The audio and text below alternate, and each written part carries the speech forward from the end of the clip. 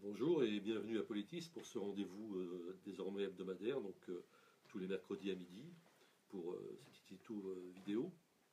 Alors, ça échappe à personne qu'on est à 10 jours maintenant du premier tour de la présidentielle, et on est comme tout le monde, c'est-à-dire qu'on ne croit pas aux sondages, mais on ne fait que les scruter et les interpréter et les analyser.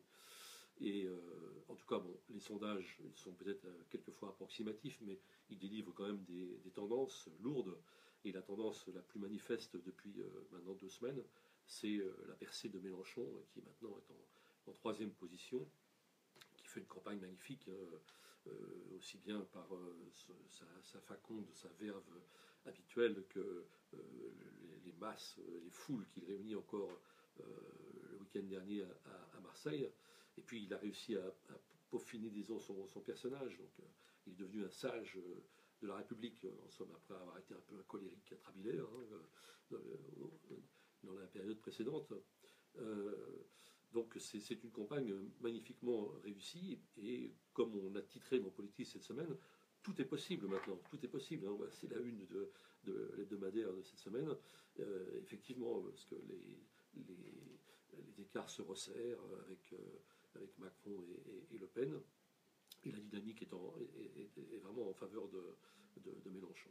Alors, cela dit, nous, on ne fait jamais fi, disons, de notre liberté de critique, et quels que soient, disons, les accords qu'on peut avoir sur beaucoup d'aspects programmatiques et de démarches de Mélenchon, il a fait un discours, alors qui était un discours régalien là, à Marseille.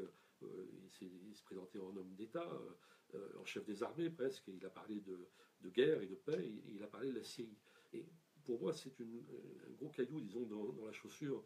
Nos lecteurs le savent, je suis très critique à cet égard. Je critique toujours cet alignement, parce qu'il n'y a pas d'autre mot, sur le discours de Poutine qui me froisse énormément. Je ne dis pas qu'il aime Poutine d'amour, hein, c'est pas la question, mais on constate simplement qu'il emprunte toujours son discours. Et il y a eu deux événements qui se sont produits la semaine dernière en Syrie. C'est à la fois l'attaque chimique sur un village de la région d'Idlib, qui est un village tenu par les rebelles, et la réaction de Donald Trump qui a fait bombarder une base aérienne syrienne. Alors, Mélenchon a immédiatement condamné évidemment le bombardement par Trump, qu'il a jugé inacceptable et criminel. Et il y a eu 6 morts, hein. La Syrie, hélas, a vu pire.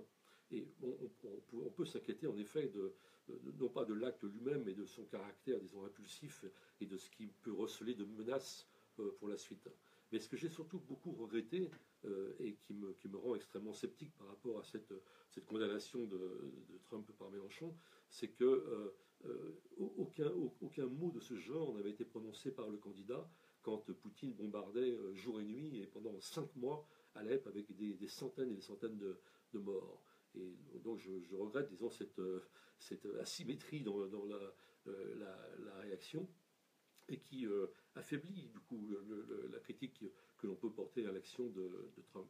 Et puis d'autre part, je suis tout à fait étonné quand on peut encore douter que ce soit Bachar el-Assad qui commette ce genre d'action. Il en a commis beaucoup. Les attaques chimiques, c'est un peu dans son arsenal. Hein, on dit que c'est le nucléaire du pauvre. Enfin bon, pas contre sa population, mais là c'est contre sa population. Il y a guère de doute. D'autant plus que Mélenchon demande une enquête. Il cite toute une série de gens qui pourraient être responsables de ce bombardement. Al-Nosra notamment, etc. Oui, mais Al-Nosra n'a pas d'avion. Il faut quand même dire les choses. Tous ces gens qui ont été énumérés, ça brouille un peu les pistes, mais il n'y a évidemment que l'armée syrienne qui peut accomplir ce genre de forfait. Donc ça m'inquiète beaucoup, et c'est vraiment là un élément que je garde très critique, et d'un très grand scepticisme par rapport au discours international.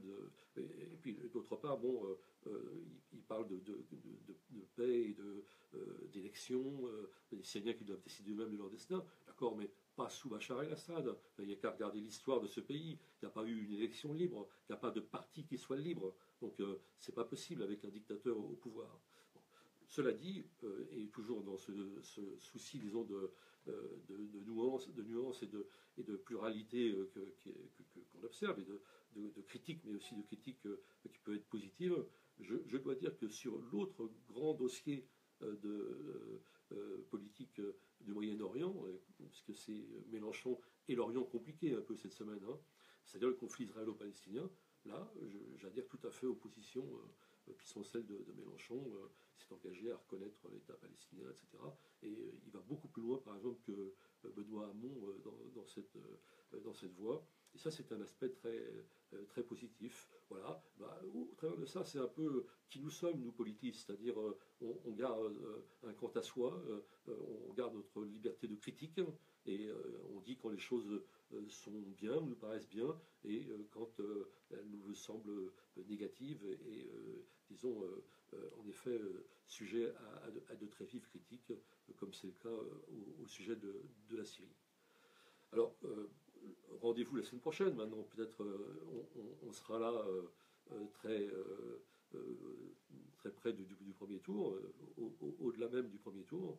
Et donc, on pourra savoir exactement ce qu'il en est et peut-être en effet savoir si Mélenchon a réussi complètement son pari, c'est-à-dire qui était tout à fait improbable d'accéder au second tour, mais qui est aujourd'hui tout à fait possible.